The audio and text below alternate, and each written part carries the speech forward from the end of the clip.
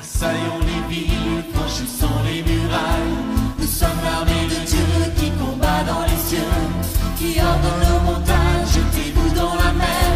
Et vous, esprits méchants, retournez au désert. Nous sommes l'armée du roi, nous sommes l'armée du roi.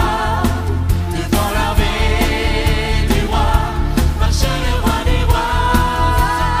Bonjour à tous, je vous salue dans le nom précieux de notre Seigneur Jésus-Christ et je vous souhaite la bienvenue à ce programme Faire ressortir le guerrier qui sommeille en toi. Et pour le thème de cet 4e épisode, j'ai vraiment souligné comment le diable nous empêche de prier et quelles sont les solutions. Donc, je vais apporter ici 8 points. Il y en a d'autres, hein, mais j'ai vraiment relevé 8 points de manipulation de l'ennemi, comment il œuvre vraiment pour nous empêcher de prier. Et si le diable nous empêche de prier, c'est parce qu'il redoute la prière, parce qu'il sait l'impact qu'il y a dans la prière.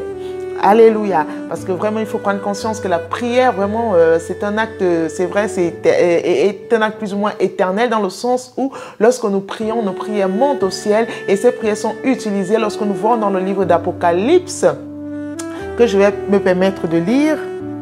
Apocalypse 8 à partir du verset 3, je vais le lire. Et un autre ange vint et il se tint sur l'autel, ayant un ascensoir d'or. On lui donna beaucoup de parfums afin qu'il les offrît avec les prières de tous les saints sur l'autel d'or qui est devant le trône. La fumée des parfums monta avec les prières des saints de la main de l'ange de Dieu. Et l'ange prit l'encensoir, le remplit du feu de l'autel et le jeta sur la terre. Et il y eut des voix, des tonnerres, des éclairs et un tremblement de terre. Je répète le 5e verset. Et l'ange prit l'ascensoir, le remplit du feu de l'autel et le jeta sur la terre. Et il y eut des voix, des tonnerres, des éclairs et un tremblement de terre. Voici ce que la prière produit. La prière produit des voix, la prière produit des tonnerres, des éclairs, un tremblement de terre. La prière produit du feu. On fait plusieurs choses dans la prière. Vraiment, le diable redoute la prière parce qu'il sait l'impact, vraiment l'impact glorieux qu'il y a dans la prière. Et ce n'est pas en vain vraiment qu'il redoute la prière. C'est pourquoi il va nous attaquer vraiment et pour nous empêcher de prier. Vraiment, même si c'est un petit moment de prière, le diable ne voudrait pas, s'il pouvait empêcher à toute une église d'être dans un feu de prière, il le ferait et il utiliserait les moyens qui sont à sa portée. S'il peut vous empêcher de prier pour votre famille, il utiliserait tous les moyens parce que vraiment l'arme la plus redoutable de l'ennemi, c'est la prière, parce qu'il sait que lorsque des femmes et des hommes se lèvent dans la prière pour leur propre vie, pour leur famille, pour leur quartier, pour leur nation, pour l'humanité même, il sait qu'il est en danger. Alors, il faut vraiment qu'il contrecarre cela et il va vraiment utiliser les astuces qui peuvent paraître vraiment naturelles pour vous empêcher de prier, pour nous empêcher de prier. Alors, vraiment, sur cet épisode, je vais vraiment mettre en lumière certains points et apporter les solutions. Comment est-ce que nous pouvons faire vraiment pour ne pas laisser le diable continuer à attaquer notre vie de prière. Et là, ces points aussi, c'est même pour ceux-là, des hommes et des femmes même qui sont des hommes de prière, parce que même nous avons parfois des moments de faiblesse dans la prière. Moi, j'aime beaucoup la prière, je passe vraiment du temps dans la prière, mais il y a des moments où je me sens vraiment faible, où je n'ai même pas envie de prier, et voilà, parce que le diable suscite des choses. Et là, il faut vraiment qu'on comprenne que ici, ce n'est pas un phénomène naturel, c'est vraiment l'ennemi qui est à l'œuvre, et prendre vraiment des résolutions pour en finir, afin que notre vie de prière ne soit pas atteinte. Alléluia. Donc, comme premier point, il te donne le dégoût de la prière et tu pries et tu ne pries plus du tout ou tu pries de manière mécanique. J'ai bien souligné dans les épisodes précédents que la prière, c'est un acte de cœur. C'est vraiment notre cœur qui s'attache. Vraiment, notre cœur doit être en accord avec ce que nous sortons. La Bible dit que c'est de l'abondance du cœur que la bouche parle. Il faudrait vraiment que ce soit ce qui vient de notre cœur. Parce que d'une part, il peut nous attaquer afin qu'on ait vraiment le dégoût de la prière. Et ce dégoût peut être suscité par plusieurs choses. Parfois, on ne voit pas les prières exaucées. Parfois, on pense être vraiment dans l'abondance. Parfois, je me suis retrouvée des fois, genre dans la chambre de prière, je ne sais pas ce que je vais demander à Dieu. Oui, je me suis retrouvée dans ces situations-là. Pourtant, on a toujours à demander. Il y a toujours des souffrances, mais aujourd'hui, je me rends compte que vraiment, à force de prier et à force d'avoir découvert certaines clés pour vraiment faire grandir ma vie de prière, je me rends parfois compte que même 24 heures, ce n'est pas assez parce qu'on est permanemment dans la prière. On va prier pour un tel, on va prier pour ci, on va prier pour ça. On est continuellement dans la prière et plus nous prions, plus le Seigneur vraiment se révèle à nous et nous met les situations pour lesquelles nous devons prier. Donc vraiment c'est un peu ça et le diable vient créer vraiment ce dégoût de la prière en nous. On n'a pas envie du tout de prier, ce n'est pas normal. Un enfant de Dieu, ce n'est pas normal, c'est le dialogue, c'est vraiment le dialogue. Imaginez un peu que vous avez vraiment votre enfant et votre enfant ne veut du tout pas vous parler. Quelle tristesse vous en tant que parent vous aurez parce que votre enfant ne veut pas vous parler et quelle tristesse même aussi la relation l'enfant peut avoir parce qu'il n'y aura pas cette communion et la communion peut être rompue. Il faut savoir que la prière est en quelque sorte le fait de dialoguer avec Dieu, mais un dialogue assez spécial, assez spécifique. On dialogue avec Dieu, on parle, on lui parle, on se confie en lui. Donc lorsque cela est rompu, il faut vraiment voir que c'est une porte ouverte et l'ennemi est satisfait parce que là, il sait que moins on parle à Dieu, plus il peut intervenir et plus il peut nous affaiblir, pardon. Donc, vraiment, je voudrais vraiment nous encourager vraiment à voir ce point. Et là, quelle est la solution que je pourrais apporter? Quelle est la solution qui m'a aidé personnellement dans un premier temps? Déjà, je vais vous parler je n'ai pas parlé de la prière mécanique. Moi, je faisais souvent parfois des prières mécaniques. Et quand je dis pas de prière mécanique, c'est quoi? Je fais parce qu'il faut faire. En fait, il n'y a pas tout engouement. C'est vrai qu'au niveau de la discipline, parfois, il faut que nous nous disciplinons et que nous faisons des choses. Mais moi, c'était encore au-delà de la discipline. C'était tellement mécanique au point où c'était plus ou moins de la récitation. Je faisais parce qu'il fallait faire, mon être n'était pas là. Mais tout ça, c'est un combat auquel nous devons vraiment nous en défaire. Alléluia. Donc la solution que j'apporte, qui m'a aidé personnellement et que j'aimerais vous partager, la première chose, s'entourer des hommes et des femmes de prière. En fait, moi je me suis entourée des hommes et des femmes de prière. On doit vraiment s'entourer des hommes et des femmes de prière et on doit être assidus dans nos églises à des réunions de prière, dans des réunions d'intercession, si on peut adhérer à un groupe d'intercession, si on peut être vraiment dans les prières, des moments, à chaque fois qu'il y a le moment de prière, allez, vraiment ce n'est pas pour les qualifier, c'est toutes ces personnes qui ont ce feu de prière ont commencé quelque part, ils ne sont pas nés comme ça, ça a commencé quelque part. Entourez-vous des gens qui créer l'atmosphère et l'envie de prier. Vous allez voir que plus vous allez être dans des réunions de prière, plus le désir de prier va être. Vous allez écouter les prières des autres, vous allez vraiment être transformé. Vraiment, l'atmosphère même de prière crée quelque chose dans votre cœur. Il y a une onction vraiment qui est relâchée lorsque vous êtes dans un milieu de prière. Vraiment une onction de prière. Et vous allez voir que plus vous assistez au rassemblement de prière, plus vous avez envie de prier. Plus vous priez et plus la prière n'est plus un fardeau. Vous sentez vraiment léger au niveau de la prière. Le deuxième point que j'aimerais souligner, c'est créer pendant les temps personnels de prière une atmosphère favorable à la présence du Saint-Esprit, donc une atmosphère favorable à la présence du Saint-Esprit. Donc quand on ne veut vraiment pas prier, on entre. Des fois, il faut se faire violence. Il faut commencer quoi. Donc on ne veut du tout pas prier. Ok, on a même la prière mécanique, on n'est même pas partant pour ça. Allez, on se fait violence, c'est nous qui prenons la décision. On ouvre notre chambre de prière ou bien peu importe que ce soit une chambre, que ce soit n'importe. On dit, maintenant je vais prier. Alors vous mettez l'atmosphère, vous créez une atmosphère au fait. Quand je dis créer une atmosphère favorable au Saint-Esprit, au fait, la louange. La Bible dit que Dieu siège dans la louange de son peuple. Donc Dieu siège. Ça veut dire que créer une atmosphère de louange, créer vraiment une atmosphère d'adoration. Vous mettez la musique chrétienne, vous commencez à la chanter. Vous allez être transporté. Vraiment, imprégnez-vous des paroles. Parfois, dans nos adorations, dans nos chants, on voit vraiment qu'il y a des paroles d'adoration, des paroles de reconnaissance, des prières même, vraiment des prophéties, des paroles qui sont relâchées dans plusieurs chants d'adoration et de louange. Faites ça, de ça, et vous commencez donc à prier par rapport à ça et ainsi de suite. Et c'est comme ça que vous allez vous rendre compte que vous êtes en train de prier. Même le temps passé, vous n'allez pas vous en rendre compte. Il y a plusieurs fois où je suis entrée, je me suis dit, je vais faire 1 heure de prière. Et je me suis vraiment forcée pour entrer dans ma chambre de prière. J'ai créé une atmosphère vraiment d'adoration et j'ai ressenti vraiment la présence de Dieu m'envahir. Et j'ai prié, je me suis rendu compte à ma sortie que j'ai fait même plus de 2 heures de temps sans m'en rendre compte. Et vraiment, c'est ce que le Saint-Esprit peut créer. Et là, on se rend vraiment compte que c'était vraiment une attaque de l'ennemi.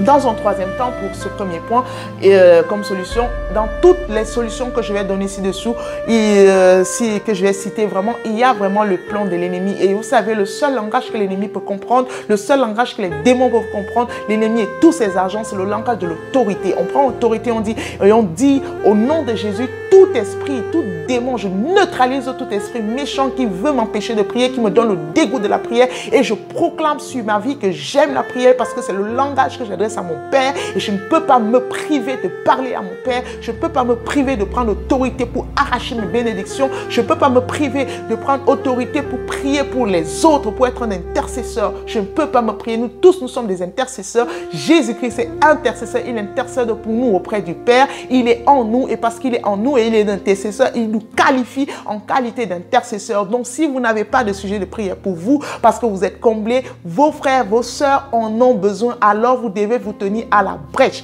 Et alors, vous prenez autorité et vous dites à l'ennemi que maintenant, je prie et je t'ordonne au nom de Jésus-Christ de dégager et jette en moi ce démon de dégoût de la prière et je proclame que je prie, je proclame et vous entrez avec violence et avec autorité car le royaume des cieux c'est pour les violents. Alléluia. Donc, le deuxième point, c'est il amène la distraction dans les pensées. Ça, c'est un point très culminant de l'ennemi. Des fois, vous vous retrouvez dans la chambre de prière, vous êtes en train de prier. Au lieu d'être concentré sur ce que vous êtes en train de dire, il y a des pensées qui défilent. Ah, ça défile les pensées. Et là, vraiment, c'est encore une attaque de l'ennemi. Comment, quelle est la solution que j'apporte? Ça, prier en langue. Vraiment, le premier facteur, prier vraiment en langue.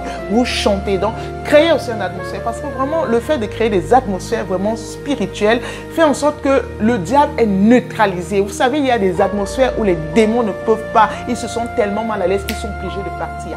Donc, vous créez une atmosphère vraiment. Vous chantez, vous parlez en langue. Vous parlez, vous n'arrêtez pas si vous n'avez pas encore le parler en langue. Chantez les louanges, chantez l'adoration, les chants d'adoration. Vous chantez audiblement même. Et là, si vous avez la musique, vous mettez cela et vraiment ordonnez encore vraiment dans tout comme je l'ai dit, dans tous les points cités, prenez toujours autorité. Lorsque vous voyez les pensées divaguer, vous devez chasser les pensées, vous localisez, vous discernez vraiment l'ennemi qui est en train de vous envoyer les pensées et vous le chassez dans le nom puissant du Seigneur Jésus-Christ. Donc, c'est un peu ça, vous neutralisez tout. Et troisième point, il amène les soucis qui tuent la vie de prière. Vraiment, les soucis tuent la vie de prière. Dans l'épisode vraiment précédent, j'ai parlé vraiment des moments de plainte. Parfois, on est en train de se plaindre parce qu'on est tellement dans les soucis. Les soucis tuent la vie de prière. Ça tue vraiment la vie de prière. Et la solution, c'est déchargez-vous de tous vos soucis. Dès que vous entrez en chambre de prière, faites-le réellement et spirituellement, puis proclamez-le et vous allez vous sentir léger. Donc, il faut vraiment déposer, quand vous voyez que vous avez trop de soucis, les soucis ne peuvent pas et ne devraient pas vous empêcher de prier. Quelles que soient les circonstances, quel que soit ce que vous vivez, ce que vous devez faire lorsque vous êtes vraiment envahi de soucis, vous dites, la Bible dit, le Seigneur a dit, venez à moi, parce que les soucis fatiguent. Hein. Venez à moi, vous tous qui êtes fatigués et chargés, et je vous donnerai du repos, car mon joug est doux et mon fardeau est léger. Venez à moi, vous tous qui êtes fatigués et chargés. Alors vous venez, quand vous rentrez compte que vous avez trop de soucis pour vous empêcher de prier, vous entrez dans votre chambre de prière. La première chose que vous faites, Seigneur, je te dépose tel problème, je dépose ceci, je me décharge, je me décharge. Et vous allez vous sentir vraiment, c'est spirituel, et vous proclamez que vous êtes libre de tout cela, et vous entrez dans votre chambre de prière. Et voilà, vous proclamez cela, et vous continuez dans la prière. Donc, le quatrième point, il vole ta joie et t'empêche de prier. Il y a aussi ça, quand je parlais de soucis d'une part, il y a aussi la joie. Vous savez, le diable aussi vole parfois notre joie, il cause. Il y a parfois, on est triste, hein, et cette tristesse est parfois légitime par rapport à certaines situations que nous traversons. Mais il faut prendre conscience d'une chose, notre joie ne dépend pas des circonstances, mais notre joie dépend du Saint-Esprit qui habite en nous. Et parce que notre joie dépend du Saint-Esprit, et parce que le Saint-Esprit, dans le fruit de l'Esprit, il a vraiment vraiment l'aspect de joie, il y a la joie qui est là, alors ma joie dépend du Saint-Esprit qui est en moi. Quelle que soit la situation, vous devez continuer à prier. Alors demandez, proclamez, parce que vraiment, il faut apprendre vraiment à proclamer. Proclamez que vous êtes en joie. Proclamez-le et chassez toute tristesse en vous. Et encore une fois de plus, déposez cela, votre tristesse, au pied de la croix. Déposez cela à Jésus qui porte tout pour nous. Et vraiment proclamer que vous êtes dans la joie et entrez avec vigueur et avec force, avec autorité en prière et vraiment confondez l'ennemi dans cette tristesse qu'il veut vous imprégner, même si c'est légitime. Et selon qu'il est écrit dans le livre de 1 Thessaloniciens 5, verset 16, soyez toujours joyeux et proclamez que je suis dans la joie. C'est bon de pleurer, c'est possible de pleurer. Il faut pleurer parfois, il faut le faire, mais ça ne doit pas être de manière très long. En fait, vous pleurez un temps et la joie est pour tout le temps. Alléluia. Que Dieu vous bénisse vraiment et je prie vraiment afin que cela puisse être vraiment dans votre vie et dans la mienne aussi. Que nous soyons vraiment des hommes et des femmes de joie et que notre joie ne puisse pas nous et notre tristesse, la tristesse ne puisse pas ravir notre joie. Aucune circonstance ne puisse ravir notre joie, mais que nous soyons vraiment de manière continue dans la joie et dans toute libéralité pour la prière. Pour le 5e point, il nous attaque par le sommeil. Je ne sais pas vous, mais moi j'ai vraiment été combattue par ce point. Je peux être bien, je regarde la télévision, je regarde un film, il n'y a pas de souci. Dès que je m'en vais pour prier, oh, le sommeil. J'arrête la prière, j'arrête peut-être de prier pour dormir. Je me dis, ok, je fais une petite prière alors, et puis je dors, on appelle ça prière micro-ondes vite fait. Mais je n'arrive même pas à trouver le sommeil. Qu'est-ce qui s'est passé? Les attaques. Alors vraiment, c'est une attaque, une arme que l'ennemi utilise tout le temps. Dans les veillées de prière, il y a des gens qui peuvent aller en boîte de nuit, passer toute la nuit éveillé, mais une fois pour une veillée de prière, tout le monde dort.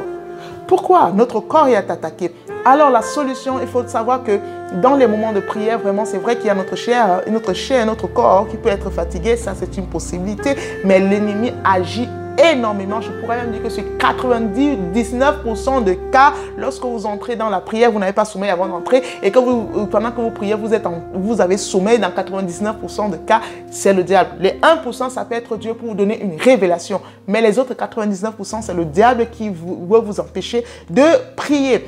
Alors, la solution que j'ai apportée à cela, c'est qui m'a aussi aidé, c'est de marcher pendant que vous priez si possible et tapez aussi les mains. Et puis aussi, vous prenez autorité pour neutraliser tout démon afin qu'il puisse vraiment... afin que vous puissiez annuler, qu'il ne soit plus en état de vous nuire. Vous neutralisez toute puissance démoniaque de sommeil libérée contre vous pour attaquer votre vie de prière et vraiment neutralisez-le, neutralisez-le, neutralisez-le et jetez-le, liez-le vraiment, sentez vraiment vous libre selon que vous êtes conduit par le Saint-Esprit afin qu'il ne puisse plus être en état de vous nuire et vraiment marcher. Moi, c'est quelque chose de secret qui m'a beaucoup aidé. Vous voyez plusieurs personnes, hommes et femmes de Dieu qui marchent en priant. C'est bien quand nous sommes dans nos rassemblements de prière. C'est aussi très bien même pour chasser l'esprit de sommeil. Vous savez, c'est le corps, il agit avec notre corps. Quand vous marchez, vous chassez aussi le sommeil. Hein. Moi, j'ai eu à faire des nuits de prière, parfois même personnelles, et c'est assez difficile quand c'est seul qu'en groupe. Et là, je me lève, je marche. Et maintenant, je me rends compte que, vous savez, à un certain moment, le diable se fatigue. La Bible dit, dans le livre de Matthieu, quand on voit la tentation de Jésus-Christ au désert, la Bible dit que le diable a laissé. Il a tenté. À un moment, il a laissé pour un temps. Il y a deux fois, parfois, où le diable il va vraiment vous tenter. Quand il va voir que vous résistez, il va se fatiguer, il va partir. Moi, aujourd'hui, si je décide de prier, je prie. Vraiment, je suis aussi attaqué que ça par le sommeil. C'est difficile, vraiment. Même si je suis dans mon lit et que je dis que je passe même 2 heures de prière, étant sur mon lit, assis sur mon lit, je vais passer mes heures de prière sans avoir toutefois sommeil. Et quand je prends la résolution de me coucher pour dormir, je dors. Mais pendant mon temps de prière, au contraire, des fois même, je brade même mon sommeil pour prier. Et pourtant, avant, j'étais vraiment menacée. Et plus vous allez résister dans les persécutions de l'ennemi, et mieux vous allez être parce qu'il va partir, il va se fatiguer, il va s'en aller. Alléluia. Donc, ça, c'était le 5e point. Pour le 6e point, il va te combattre par des maladies. Et aussi, ça, il injecte des maladies. Et puis, moi, j'ai été vraiment attaquée parfois et je me suis rendu compte que ça a tué mon corps et je me suis rendu compte que ça affectait ma vie de prière. Mais gloire à Dieu, vraiment, je pense que depuis un certain temps, je n'ai plus vu de médecin. Je ne sais pas depuis combien d'années. Aujourd'hui, je ne peux pas compter où je ne suis pas allée consulter pour un problème de maladie. Excepté lorsque j'étais enceinte pour les visites. Mais ça date vraiment, je rends vraiment gloire à Dieu qui m'a fait don d'une santé parfaite. Et vraiment, il vous attaque par de la maladie, pour vous attaquer par la maladie. Et moi, parfois, au niveau de mes cordes vocales, je n'arrivais même pas à parler du tout. Je ne peux pas chanter, je ne peux pas prier. Donc, ça veut dire que même prier, l'atmosphère, c'était difficile. Je ne pouvais pas parler. J'étais beaucoup attaquée pendant une période avec mes cordes vocales. Je n'arrivais à rien faire. Je pouvais passer des semaines sans pouvoir sortir un son. C'était vraiment des attaques vraiment violentes. Et comment est-ce que j'ai pu résoudre ça? Vraiment, je priais dans mon cœur. Vous savez, j'ai eu à souligner dans les émissions précédentes, dans les épisodes précédents, que la voix qui est entendue au ciel, c'est celle du cœur et celle de la bouche. Je l'ai encore dit là tout à l'heure. Vraiment, si vous ne pouvez pas prier, vous êtes tellement fatigué, priez dans votre cœur. Et dans un deuxième temps, il faut prendre vraiment ce point comme étant aussi un sujet de prière de combat. Combattez l'ennemi, prenez autorité et chassez ces maladies de votre corps, parce que votre corps, il est le temple du Saint-Esprit. Déclarez-le et dites que cette maladie n'a pas autorité sur votre corps, n'a pas besoin d'être sur votre corps, et vous le chassez de votre corps et vous allez voir vraiment, vous allez vous sentir vraiment libéré. Mais quel que soit le cas, vraiment priez, priez et soyez vraiment toujours dans la prière. Le 7e point, il va remplir ton cœur de doute. Parfois, on est dans le doute. On se dit, est-ce que ce que je demande, Dieu est en train de m'écouter? Est-ce qu'il va exaucer? On est vraiment dans le doute lorsque nous demandons des choses. Ce n'est pas... ça peut arriver. Pourquoi on peut être dans le doute? Il y a des choses qui peuvent faire en sorte que nous soyons dans le doute. On n'est pas sûr que ce soit la volonté de Dieu, telle situation, et alors on hésite. On n'est même pas sûr nous-mêmes que ce soit bon ce que nous demandons. Déjà, il faut être en accord avec ce que vous demandez au Seigneur. Est-ce que c'est bon pour moi? Est-ce que c'est le moment? Ainsi de suite. Si vous êtes en accord avec votre sujet de prière, sachez une chose, Dieu répond aux prières, il répond à ses enfants. Tout ce qu'il veut, c'est notre bien. Déjà, il faut savoir que Dieu nous aime. Il dit, lorsque vous entrez à prière, croyez que vous avez reçu ce que vous demandez. Avant même que vous l'ayez demandé, croyez que vous l'avez reçu. Vraiment, priez pour avoir la foi. Vraiment, la foi est quelque chose de très important. Si nous prions et que nous n'avons pas la foi de l'exaucement, ce n'est pas une bonne chose. Vraiment, il faudrait vraiment prier afin que le Seigneur fasse grandir notre foi. Et quand vous voyez vraiment que vous êtes accablé par un sentiment d'incrédulité, par un démon, parce que je l'identifie comme étant un démon d'incrédulité, parce que pour un enfant de Dieu, vraiment, lorsque tu as vraiment confiance en Dieu et que tu bâtis une communion sérieuse avec le Père, vraiment tu commences à le connaître, et parce que tu commences à le connaître, tu sais vraiment que ici mon Père veut que je sois comme ça, je sois bien. Alors lorsque je prie, je sais qu'il m'écoute. Et plusieurs personnes m'ont approché, m'ont dit que lorsque je prie, j'ai l'impression que ma prière arrive à peine sur ma toiture, à peine sur mon plafond. Je ne sais même pas que si ça dépasse la toiture de ma maison. Vraiment, et la foi. Vous savez, on n'a pas besoin de voir la prière monter. C'est un mystère, c'est vraiment un mystère, mais ayez la foi, abandonnez-vous. Vous savez, il faut vraiment bâtir une relation d'intimité et personnelle avec le Seigneur. Et c'est ce que j'ai souligné dans le premier épisode. J'ai eu à dire que la conversation, la prière, on dit que c'est une conversation, mais l'importance qu'on donne à une conversation dépend vraiment de la nature de la relation. Et c'est pourquoi, et la nature de la relation d'une part, et la personne, en fait, l'importance qu'on donne à la personne à qui l'on s'adresse. Donc, il faut vraiment avoir une relation intime avec Dieu. De cette relation va vraiment naître la foi. Parce que plus on connaît Dieu, plus on s'aperçoit qu'il ne peut pas nous refuser des choses. Vous voyez, le Seigneur Jésus-Christ, lui, il rendait juste grâce. Il rendait juste grâce vraiment et les choses s'opéraient. Donc, je vous invite vraiment à avoir la foi, vraiment avoir la foi et chasser encore ce démon de doute. Identifiez toujours l'ennemi parce que l'ennemi viendra toujours créer le doute en vous et chassez-le. Surtout quand on vient de connaître le Seigneur, il va mettre le doute, le doute, le doute, le doute. Et parfois, même lorsqu'on a connu le Seigneur, même après un certain temps, il y a toujours le doute qui vient et chasser l'ennemi et la foi. Et la foi, priez vraiment pour cela. Demandez, si vous n'avez pas la foi, faites comme cet homme qui a crié à Jésus, dit, Seigneur, viens au secours, son fils, viens au secours de mon incrédulité. Seigneur, viens au secours de cette incrédulité qui m'envahit. Viens au secours parce que les moments de prière aussi, ce sont des moments de supplication afin que le Seigneur puisse transformer nos vies. Viens au secours, Seigneur, viens au secours. Et vraiment, vous allez voir vraiment ce problème être résolu parce que Dieu est fidèle et il répond. Et la fois que Dieu intervient, alléluia. Et vraiment, comme dernier point, il va t'attaquer avec la culpabilité en ramenant à la surface votre péché. Vous savez, ça c'est aussi un point très utilisé par l'ennemi. Lorsque vous entrez, il dit que, oh, regarde ce que tu as fait, tu n'es bon à rien, tu es un bon à rien, regarde, tu es méchant, regarde, tu es encore insulté, regarde comment tu as répondu à un tel, tu penses vraiment que Dieu le sent.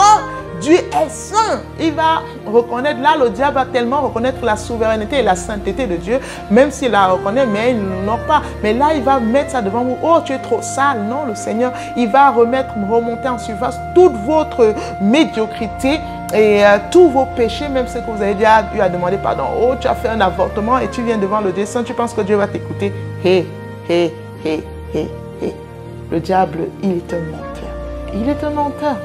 C'est simple. Lorsque vous vous sentez envahi par un sentiment de culpabilité, qu'est-ce qu'il y a de mieux à faire que d'entrer dans la présence du Seigneur et lui dire, Seigneur, pardonne-moi, et croyez qu'il vous a pardonné. Seigneur, pardonne-moi pour ceci, pardonne-moi pour cela, et croyez-le, sentez-vous libre. Et si le diable vous dit, tais-toi, je ne m'adresse même pas à toi, tais-toi Satan, tais-toi démon, je ne m'adresse pas à toi. Mon péché a été lavé. Oh, maintenant, je suis plus blanc que la neige. Je suis purifié. Je suis sanctifié par le sang de Jésus-Christ. Mort à la croix pour moi. Et je suis déclaré pur. Je suis déclaré pur. Et vous entrez, vous ne passez pas tout le temps. Vous ne papotez pas par rapport à ça. Vous finissez comme ça. Vous croyez que le Seigneur vous a pardonné. Vous avancez et vous continuez à prier. Donc vraiment, c'est ce que je voulais partager avec vous. Il y a d'autres points, mais j'aimerais vraiment m'arrêter ici. Et je crois vraiment que vous avez été bénis. Je vous invite à partager la vidéo autour de vous afin de bénir aussi d'autres personnes. Je vous invite également à vous abonner à ma chaîne YouTube et de diffuser vraiment mes vidéos autour de vous. Que Dieu vous bénisse, que Dieu vous bénisse. Je vous dis à très bientôt pour la prochaine épisode. Alléluia. Et pour la prochaine épisode, vraiment, je vais déjà vous donner dans un premier temps, c'est les différents types de prières. Il y a plusieurs types de prières et c'est ce que nous allons voir ensemble dans la prochaine épisode. Que Dieu vous bénisse abondamment.